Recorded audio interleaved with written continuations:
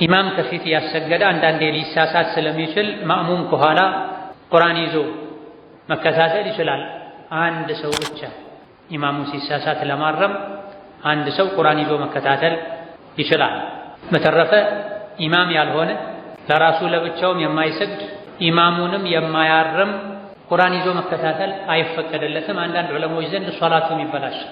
ኢማም ሳይሆን ለኢማም ለማስተካከል ሲሳሳት ሲረሳ ለማስታወስ የተመደበ ሰው ሳይሆን ሰጋጅ ከመሆኑ ጋር መስጂድ ውስጥ በረንዳ ሜዳ ላይ ቢሰግዱ ቁርአን ይዘው የሚከታተሉ አሉ። አንዳንዴ ስንሰማ ኢማሙ የሚቀራው ሌላ ሱራ ነው፣ እነሱ ሌላ ሱራ ገልጠው ሁሉ የሚቀሩ አሉ። አላህ ይመስገን። የተፈቀደው ኢማምን ለሚያርም ሰው ብቻ ነው። ኢማም ሊሳሳት ይችላል። ቁርአን አሸናፊ ነው።